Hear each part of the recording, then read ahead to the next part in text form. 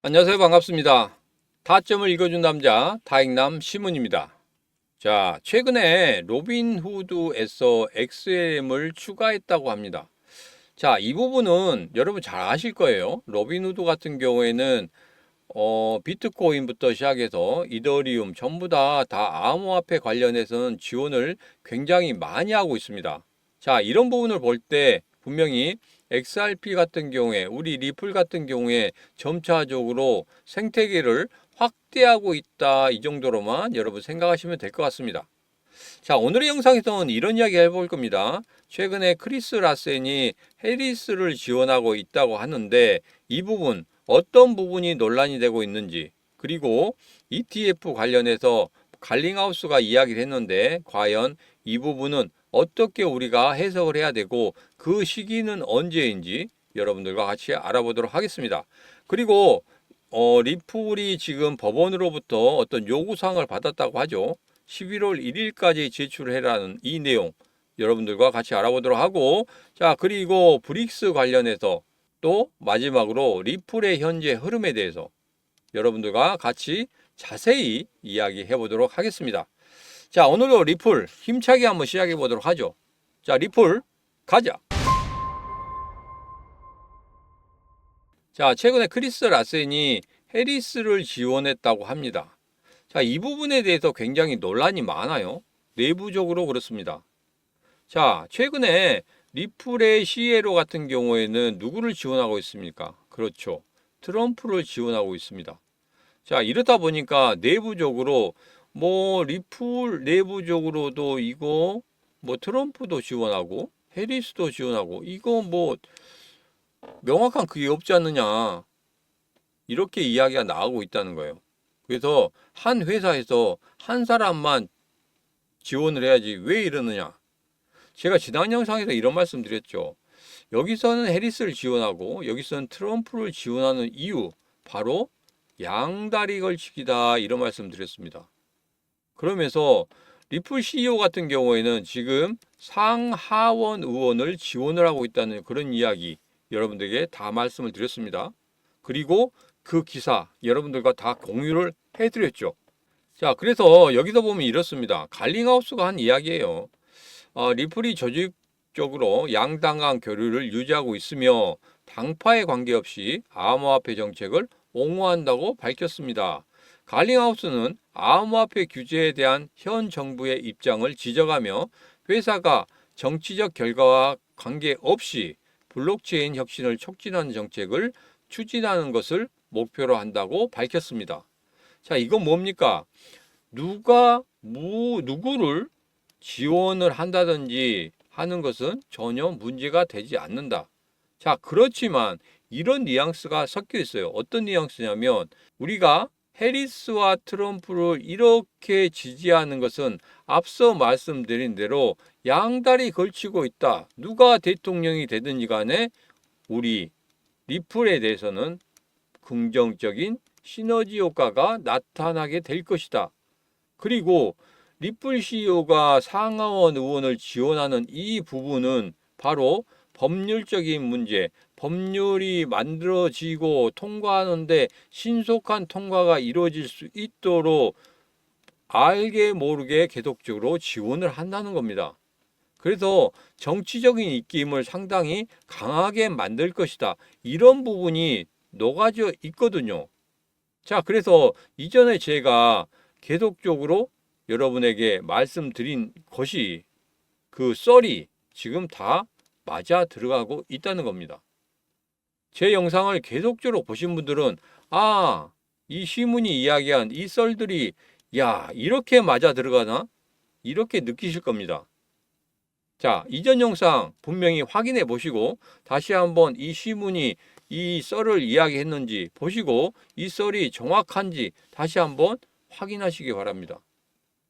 여러분, 이 썰이 맞다. 그리고 예전부터 네가 이야기를 해왔구나 하고 인정하시는 분들 지금 바로 구독, 좋아요, 알림 설정 한번 해주시면 되겠습니다. 자, 브래드 갈링하우스가 XRP ETF는 승인이 불가피하다, 이런 이야기를 블룸버그 인터뷰에서 했어요. 자, 그렇지만 명확한 시기에 대해서는 이야기를 하고 있지 않습니다. 자, 그래서 이런 부분에 대해서 제가 또 썰을 풀어드렸죠. 뭐라고 썰을 풀어드렸죠? 그렇죠. 대통령 선거 이후에 분명히 일어날 것이다. 지금 현재 SEC와 항소가 계속적으로 벌어지고 있고 여기에 게리 겐슬러가 중심에 서 있습니다. 이 중심에 서 있는데 이게 ETF를 주지 않을 거라고 생각하고 있어요. 자, 그렇기 때문에 이 부분, 자, 최근에 대통령 선거 이후에 SEC 위원장 같은 경우에 후보로 거론된 사람들이 계속적으로 나타나고 있습니다. 자, 그 사람들의 면목을 보면은 암호화폐 관련해서 아주 긍정적인 시각을 가지고 있는 사람들이 대부분이었단 말이에요. 자, 그래서 만약에 트럼프가 된다고 하면 이 ETF 관련해서 굉장히 탄력을 받을 거라고 생각합니다. 자, 그렇지만 해리스가 된다고 해서 이 ETF 관련해서 조금은 느리게 되겠지만 아마 2025년까지는 ETF 승인이 날 거라고 생각을 하고 있습니다. 저는 이렇게 썰을 풀어드리는 겁니다. 분명히 이게 이 썰을 풀어드린다는 게 이게 아무런 근거 없이 썰을 풀어드리는 거 아니거든요. 어떠한 근거를 모아서 여기까지는 이렇게 될 수 있겠구나 하고 말씀드리는 거니까 차후에 저와 같이 ETF 관련해서 2025년까지 되는지 여러분 확인하고 싶다 하시는 분들 지금 바로 구독, 좋아요, 알림 설정 해주시면 감사하겠습니다. 자, 최근에 시티은행이 브래드 갈링하우스 계좌 해지를 처리했다고 합니다. 무려 25년 동안 시티은행과 거래를 했던 거였는데 최근에 SEC에 제재가 있었죠. 제재라기보다는 SEC에서 공고사항으로 냈습니다. 암호화폐 관련해서 주요 인물들의 계좌를 계속적으로 가지고 있는 그 은행에 대해서는 분명히 무언가를 하겠다. 자, 그래서 시티은행이 이런 이야기를 했죠. 브래드 갈링하우스에게 5일 이내로 계좌 해지 처리를 해달라. 자, SEC에서 계속적으로 이야기를 하고 있는데 지금 갈링하우스는 암호화폐 시장에서 굉장히 영향력이 있는 사람이다. 그렇기 때문에 이 영향력이 있는 사람과 우리 은행이 계속적으로 거래를 하다 보면 분명히 우리에게 안 좋은 소식이 생길 수도 있다. 그렇기 때문에 브래드 갈링하우스가 계좌 해지 처리를 해주면 좋겠다. 5일 이내에 해주면 좋겠다. 이렇게 통보를 받았다는 거예요. 분명히 이 이후에 대통령 선거 이후에는 다시 복귀할 거라고 생각합니다. 100% 복귀한다고 생각해요. 자, 이런 부분 봤을 때 게리 겐슬러와 갈링하우스 정말 회사를 떠나서 개인적으로도 굉장히 감정이 안 좋을 것 같아요. 똑같은 유대인인데 뭐 유대인을 떠나서 그래서 제가 전체적인 것을 보면은 게리 겐슬러나 브래드 갈링하우스나 거의 비슷한 그런 성장기가 있었습니다. 금융 쪽으로는 비슷한 성장기가 있었는데 이게 맥락이 아예 다르진 않아요. 아예 다르진 않는데 이렇게까지 하는 이유. 제가 예전에 이런 말씀 드렸죠. 이 내부적인 문제를 파고 들어가면 정말 재밌는 이야기가 나온다고 이런 말씀 드렸어요. 자, 그래서 제가 그 이야기 지금 현재 정리하고 있기 때문에 그런 부분 다음 시간에 여러분들과 같이 이야기해 보도록 하겠습니다. 자, 최근에 XRP, 그러니까 우리 리플이 아직까지 10월 18일에 제출해야 되는 필수적인 변호사 승인 및 출석 통지서를 제출하지 않았다. 이렇게 제2순회 법인에서 지적을 했습니다. 그리고 이거에 대해서 빨리 제출을 해라. 기한을 14일 연장시켜 주겠다. 그 연장 끝이 11월 1일이다. 이런 이야기를 했습니다. 자, 그렇지만 이거 관련해서 지금 매도세가 상당히 좀 나왔었거든요. 근데 이거 여러분 그냥 절차적인 문제입니다. 자, 이것에 대해서 리플의 최고 법률 책임자가 회사가 신속하게 대응할 계획이라고 밝혔습니다. 이렇게 이야기를 했습니다. 그래서 전체적인 항소에 대한 내용이라든지 항소장을 제출을 안 했다든지 이런 부분이 된다고 하면 정말 심각한 부분이 되겠지만 여기에서 그냥 법적 절차에 대한 그런 내용이만 보완하면 되기 때문에 이런 내용은 그냥 쉽게 보완할 거라고 생각합니다. 그래서 이 기사를 보고 매도하신 분들이 상당히 많았던 것 같아요. 그렇지만 제가 계속적으로 여러분들에게 말씀드리는 거, 물량을 늘리시라. 제 영상 보면은 아주 그냥 지겹도록 이렇게 말씀드리는 게 있죠. 리플의 물량 최대한대로 확보하시라. 그 근거에 대해서 여러분들에게 계속 말씀드리고 있었죠. 뭐라고 말씀드렸습니까? 바로 2020년도와 비교해서 말씀드렸습니다. 더는 말씀 안 드리겠습니다. 다음 시간에 또 말씀을 드릴지 모르겠지만 지금 이 시간에는 한번 넘어가도록 하겠습니다.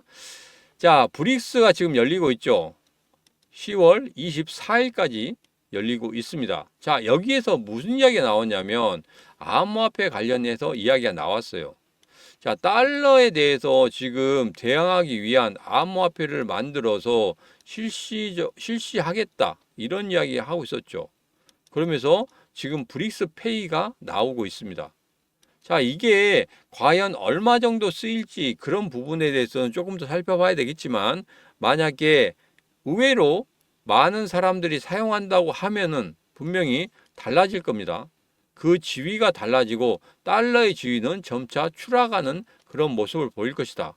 자, 그렇지만 그 중에서 가장 중요한 거, 암호화폐 관련해서 결제 수단을 사용을 하는데 우리 XRP를 당연히 사용할 것이다. 왜? 러시아 쪽에서 XRP 관련해서 테스트를 해봤고, 야, 테스트를 해보니까 정말 좋더라. 이렇게 결론을 지었기 때문에 이런 부분 브릭스에서 굉장히 강하게 이야기할 것이다. 자, 그렇다고 하면은 이번에 XRP가 결제 시스템으로 채택이 되지 않더라도 분명히 2025년 1월에서 3월 달 안에는 분명히 채택하는 그런 흐름을 보일 수 있다 하고 제가 썰을 풀어드렸습니다. 왜? 미국 대통령 선거가 끝나고 나면 달러를 강화시킬 거란 말이에요. 달러의 지위가 많이 약해졌기 때문에. 그러면서 제가 닉슨 대통령까지 전부 다 소환을 해서 여러분들에게 말씀드렸죠. 그것과 같다는 겁니다. 그래서 그런 움직임이 굉장히 빠르게 일어나고 있기 때문에 이번에 기대를 해볼 수도 있겠지만 만약에 이번에 한다고 하면은 분명히 크게 가격적으로 상승하는 그런 흐름을 가지긴 하겠지만 이게 쉽지는 않다고 생각하거든요. 왜? 브릭스의 다른 나라들이 어느 정도는 찬성을 해야 되는데 인도 쪽에서도 약간 갸우뚱하는 것 같아요. 자, 그런 것 때문에 이게 바로 이루어지지는 않을 것 같다. 저는 이렇게 생각하고 있습니다. 자, 최근에 리플의 흐름에 대해서 이렇게 이야기를 하고 있는데 예전에 제가 8월 5일과 9월 6일의 저점에 대해서 한번 말씀을 드렸어요. 근데 이거 같은 경우에는 한번 추가 하락한 다음에 10월 달 들어서 계속적으로 저점을 높이고 고점을 높이는 그런 와중에 중간에 이게 빠졌거든요. 이때가 왜 빠졌습니까? 10월 달에 들어와서 갑자기 급락하는 이유는 마이너스 9% 급락한 이유는 바로 항소라는 부분이었죠. 이 항소라는 부분 때문에 이렇게 급락을 하긴 했지만 이게 제가 지난 영상에서 만약에 수급에 대한 문제다. 그러니까 매수와 매도에 대한 문제다 하고 결론이 지어진다고 하면 이렇게 추가 하락이 있을 수 있습니다. 자, 그렇지만 이게 대외적인 상황으로 이렇게 빠졌기 때문에 이 부분에 대해서는 저는 동의를 하지 못하겠다. 자, 왜? 2020년도에도 마이너스 41% 하락을 했어요. 언제? 소송을 당했을 때. 그 소송을 당하고 난 이후에 여기에서 횡보를 했거든요. 무려 39일 동안 횡보한 이후에 급등을 했단 말입니다.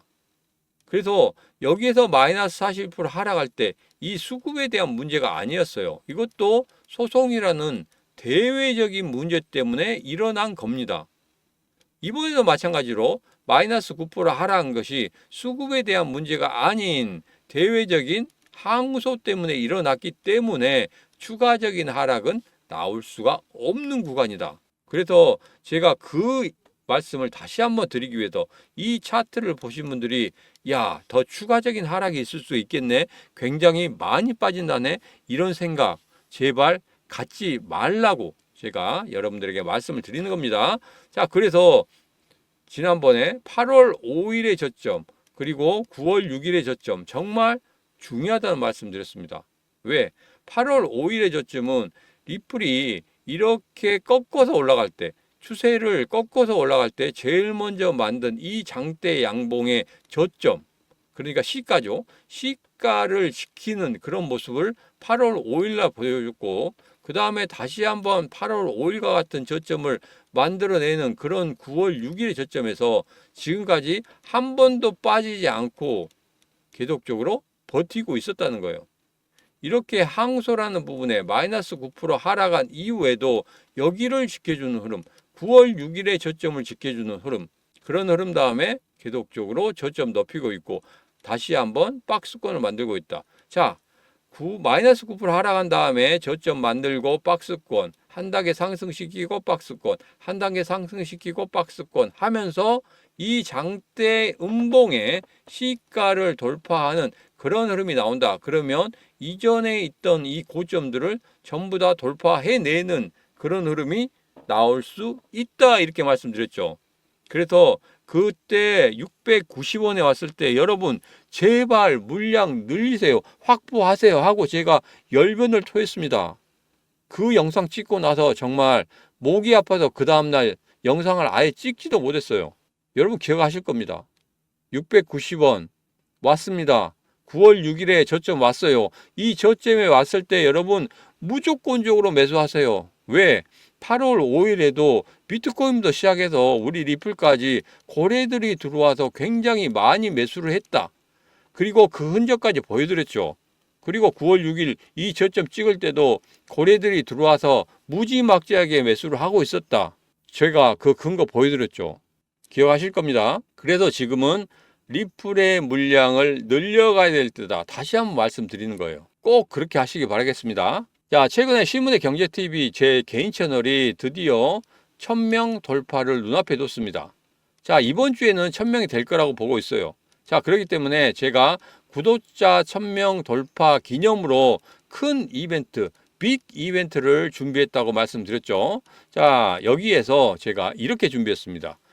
그냥 아무거나 드리면 안 될 것 같아서 여러분에게 도움이 많이 됐으면 좋겠다. 그 생각에 예스24에서 판매하고 있는 그 책, 비트코인으로 돈을 복사하라.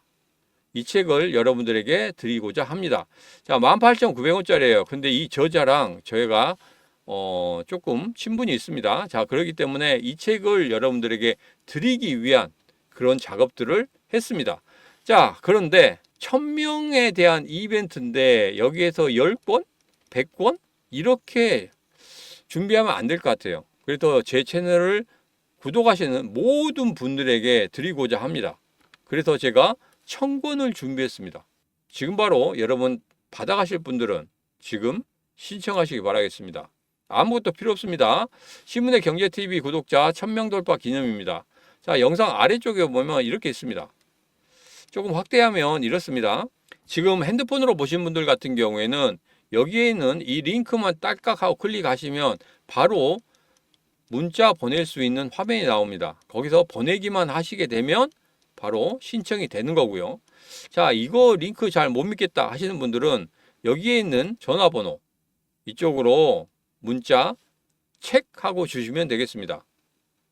이쪽으로 주시면 제가 여러분에게 앞서 봤던 이 전업 투자자만 쓰는 검증된 투자 공식 비트코인으로 돈을 복사하라. 물론 비트코인에 한정된 건 아닙니다. 전체적인 암호화폐 시장에서 어떻게 우리가 대응을 해야 되고 어떻게 여기에서 수익을 낼 수 있는지 그런 투자 공식이 전체적으로 들어가 있다는 겁니다. 그래서 여러분 투자하시는 데 있어서 분명히 도움이 되실 거다. 저는 그렇게 생각하고 여러분에게 이렇게 책을 드리고자 합니다. 1000명 모두 다 받을 수 있습니다. 지금 바로 신청하시기 바라겠습니다. 자, 오늘의 영상은 여기까지입니다. 오늘의 영상 마음에 드셨다 생각하시면 구독, 좋아요, 알림 설정 부탁드리도록 하겠습니다. 자, 오늘도 언제나 당신 편 타점을 읽어준 남자 타익남 시문이었습니다.